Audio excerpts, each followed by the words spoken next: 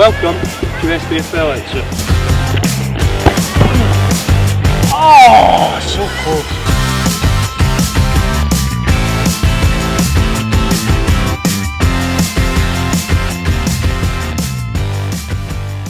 Hello and welcome to another episode of SPFL Extra, and this week is all inspired by my boy Brian Easton and his absolute ping against Aberdeen. That's right, Sainties are flying and so is the ball into the top corner from Brian Easton.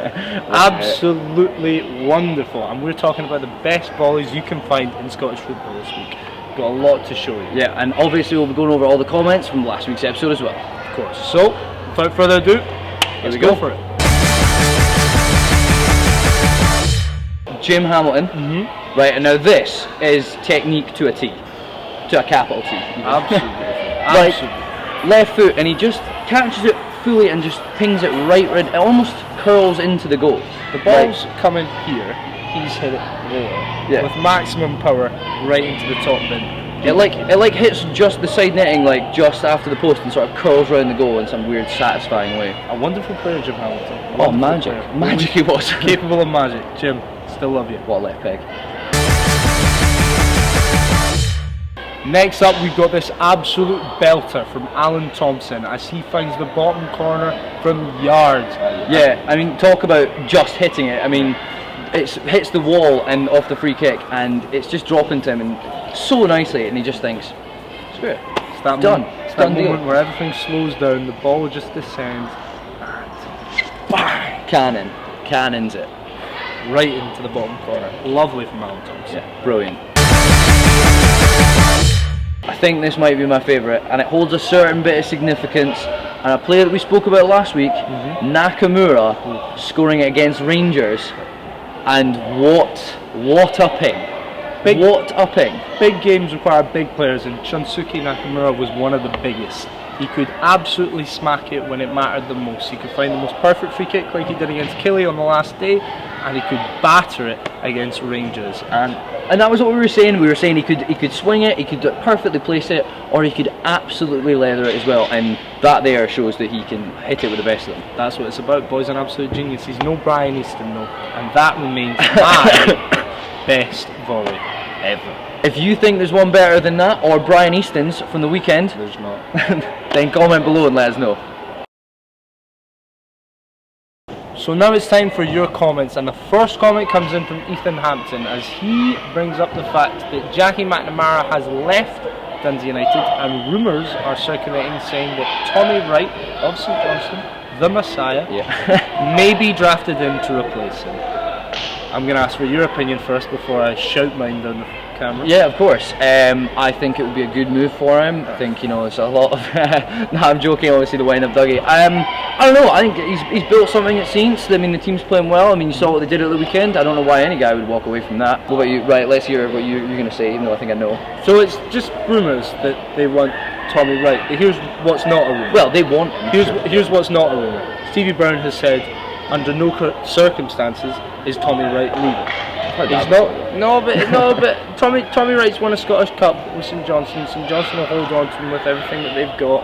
He's under contract there, and I don't anticipate him wanting to leave. I think Dundee United have got good young players. They should get someone in who's a little bit less experienced, less good than Tommy Wright to manage, and bring up these young players. And I think that's Brendan Rodgers, and that's it. Brendan Rodgers.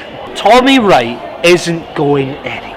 He's the Saints manager, he's been the Saints manager, and he will be the Saints manager. That's how things are going to go. Alright? Fine. Sorted. Yeah, can we move on now? Next comment comes in from one of our most regular commenters, and that's Josh Gilroy. He says, Celtic in the Europa League. Thoughts? Well, I mean, it's a bit of a mix. I mean, they've not been really beat by any team, so that's a really big positive. That away days to Amsterdam was always going to be tough, I thought, and I think they did alright there. Yeah. But the big question mark is going to be over losing a 2-goal lead, at home to Fenerbahce, who are a great team with some great players, Van Persie and the likes. But when they go 2-0 up like that, you've got to ask them to push on. I think it's a tough group. It's a team that Celtic it's not the greatest Celtic team ever, for being brutally honest. We've just talked about Shunsuke and Nakamura, we've just talked about Alan Thompson, who are mainstays in absolutely fantastic teams, which we're used to seeing on Tuesday and Wednesday nights in Champions League football, and now to see them on Thursday nights. And make no mistake, Thursday nights, quickly following with a weekend game, that's going to have some effect. I would much rather, if I was a Celtic fan, have them in the Champions League, not just for the money, but for fitness. I think they're not getting out the Europa League group, and I think that's a blessing in disguise for Celtic. Genuinely, I think that Celtic going out would be probably better for the club at this stage, and I think what that club aspires to be and should be is a Champions League side. And a third comment comes in from Leeson, as he says, when will we next be recording for Hill? Soon, I hope. Soon, for sure. It's been a long time since I've been at the pantheon of Scottish football that is Firhill, the veritable mecca of Scottish football. I was down just for a walk like last week, but that doesn't really count. And our next comment comes in from Thomas Norton, as he says Lee Wallace's goal against Falkirk must be October's goal of the month. Now that's a wee bit early. Yeah, I would say that, for sure. Fingers crossed for more goals. A wee bit early, we've got a lot more goals to come in October, and Brian Easton has already scored the goal of the season in October, so right.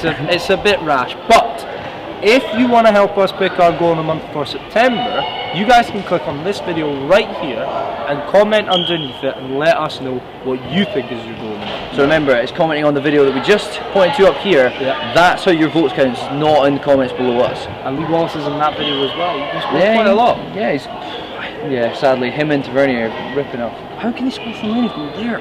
Well, when you're playing against terrible championship opposition, that's what happens. Alright guys, I'm afraid that's all we've got time for this week, but make sure to subscribe to the SPFL channel on YouTube and be sure to like and share on Facebook as well. However, in the meantime, we need your help. We need you to let us know if there are any volleys from the SPFL that could be remotely considered better than Brian Easton's against Aberdeen. It's a long shot, but there must prove him wrong. I have faith in you. Yeah. Please. Until next time, guys. See you soon. See ya.